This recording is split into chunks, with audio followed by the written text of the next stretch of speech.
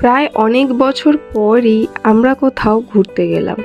আসলে বাচ্চা ছোট হলে যা হয়, কোথাও যাওয়াই হয় না, ওর কষ্ট হবে এইটা ভেবে। তো এবারে কোনো কিছু উপেক্ষা না করেই, কোনো প্ল্যানিং ছাড়াই আমরা বেরিয়ে পড়লাম দক্ষিণেশ্বরের মন্দির। তারপরে অবশ্য আমরা বেলুড় মঠেও গিয়েছিলাম। যাওয়ার জন্য আমাদের প্রথমেই একটা ট্রেন মিস হয়। তো আমরা গিয়েছিলাম ৫টা ৫০-এ ভোরের ট্রেনে, কিন্তু তাও সেই ট্রেনটা ছিল লেট, আর আমরা গেছিলাম রবিবার দিন। তো শিয়ালদা নেমে শিয়ালদা থেকে ডানকুনি লোকাল ট্রেন ধরে ওখান থেকে দক্ষিণেশ্বর স্টপেজ, আর তারপর এই রাস্তা দিয়ে একদম দক্ষিণেশ্বরে কালী মন্দিরে আমরা নামবো।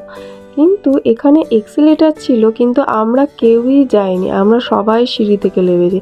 কারণ আমার মায়ের খুব ভয় করছিল, তো তার জন্য সবাই সিঁড়ি থেকে নেমেছি। আর এখানে তো তোমরা সবাই জানো যে এখানে ফটো তোলা নিষেধ।